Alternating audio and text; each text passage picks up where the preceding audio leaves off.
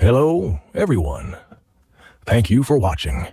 In this first chapter of Business Marketing Analysis Beginner's Guidebook, I will discuss how to understand overall market and category trends. Number 1. Types and definitions when using time series data is often used to look at trends related to various business indicators. In this case, time series data can be viewed over a short to long period, such as daily, weekly, monthly, quarterly, or yearly. I recommend observing the data from a larger perspective, not small fluctuations. You always need to keep your mind open to capture the big picture.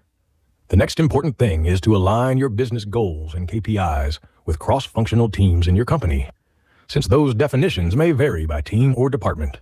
Before starting your analysis process, it is advisable to ask the opinions of people in various positions to confirm that everyone has the same objectives.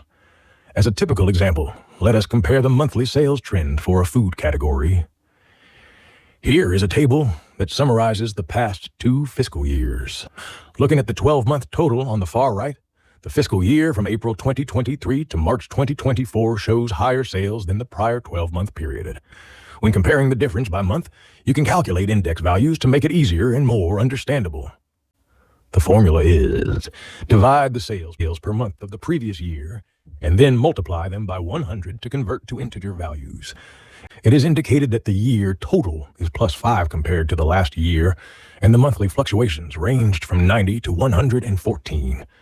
Now, let's turn this table into a line graph by setting monthly sales on the y-axis.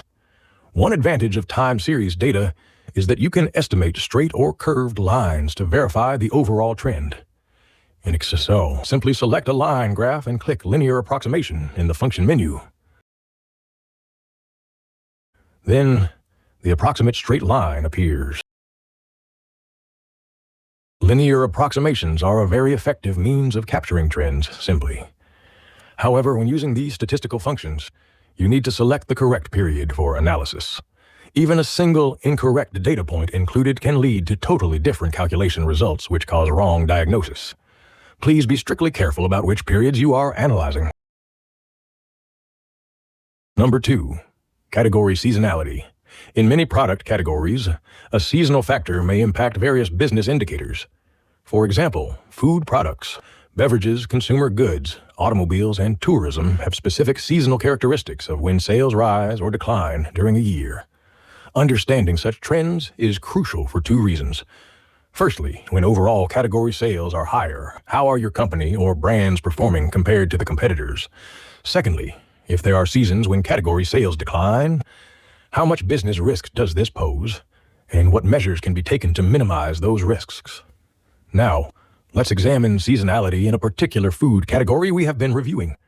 The simplest way is to calculate an index value for each month against the average sales during the year, which is indicated as 100. If you want to calculate the index value for April 2023, you divide $453 million by 467 million, then multiply by 100, which equals 97.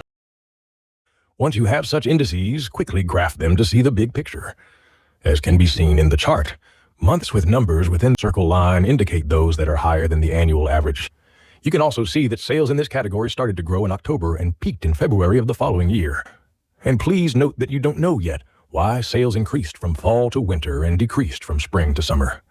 We will not discuss that further here, but invite you to think of what food categories might have higher demands in cooler temperatures and lower ones in. As we discussed earlier, seasonality varies widely by product category, so here are a few examples that have some of the most pronounced characteristics. Household consumer goods. March, April, and September, October are the months when products change shelves. December is often highly seasonal due to year-end promotions.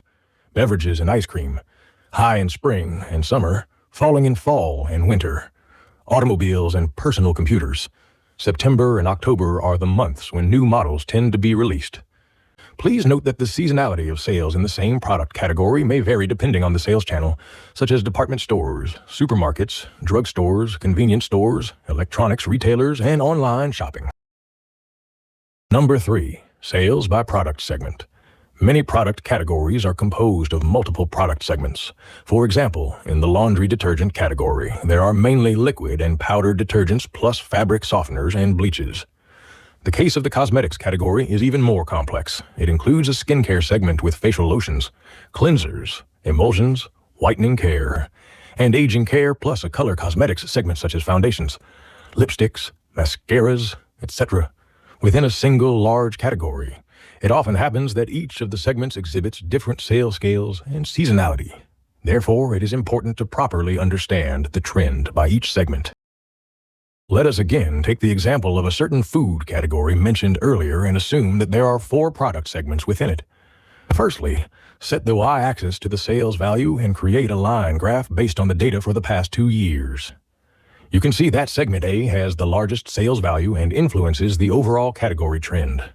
Following it, segments B and C have remained at a similar scale in terms of sales, with their rankings shifting depending on the season.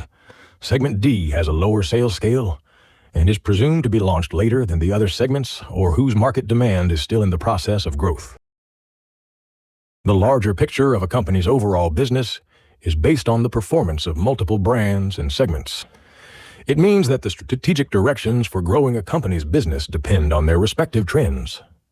Therefore, it is crucial to conduct in-depth analysis and verification based on information obtained from detailed data figures while sustaining a bird's-eye view of the whole market landscape. Number 4. Sales by region. So far, we have dealt with sales on a national basis. In reality, however, the national total is a sum of sales from different regions, which means that the business results reflect the characteristics region by region. Naturally, the larger the population size of a region, the higher its share of sales will be. However, that is not the only criterion. It is common for one product category to be overwhelmingly strong in an urban area, while another product category may have a higher percentage of sales relative to the population in rural areas. In addition, with the growing demands for online shopping, the gap between urban and rural areas is narrowing, especially for some consumer goods, such as daily necessities, furniture, clothing, and hobby goods. A similar phenomenon is expected to progress in an even greater variety of categories in the future. Since regional product sales trends are largely determined by business models and sales channels, it is important to understand how much sales can be expected in each region. The means of this predictive analysis is to index and compare product purchase potential by region using 3 data indicators. Let us first calculate the category sales potential for each of the 7 major regions. The yellow-colored area in the table on this page is the result of calculating the Category Development Index. Since this is a long name, we will use the abbreviation CDI from here on.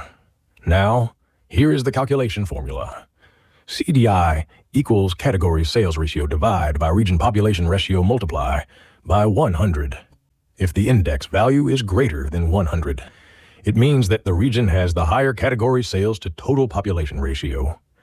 Then, the next question is which regions have a high brand sales potential. To answer it, you can use the Brand Development Index, so-called BDI. The BDI for the same 7 major regions can be calculated using the following formula.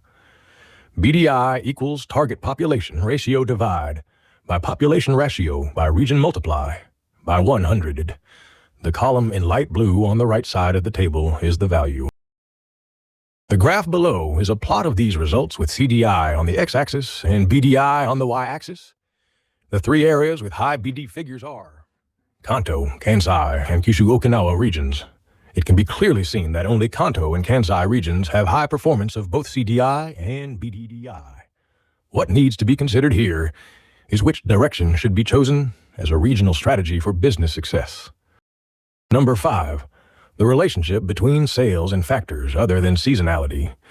Even within the realm of common sense, these various factors can be listed, but they are still quite small to meet the requirement of what might be influencing sales amounts. The difficulty here could be, even though you know that a variety of influencing factors exist, you do not have sufficient data to prove them. In such a situation, you should not bemoan what is not available, but rather make the best use of what is available. You can try at least to quantify the data available in a logical manner to the extent possible. Then, from the results of the analysis with the additional information, derive an interpretation that is probably making a good sense. By repeating this process, you will gradually get closer to the correct answer. Well, that's all for this video. If you have any questions, please post them in the commentary section of our YouTube channel. And in our next video, we will introduce correlation coefficient, which is the most convenient analysis method to investigate the relationships among key business indicators and other various factors. We look forward to seeing you then. Thank you very much for watching.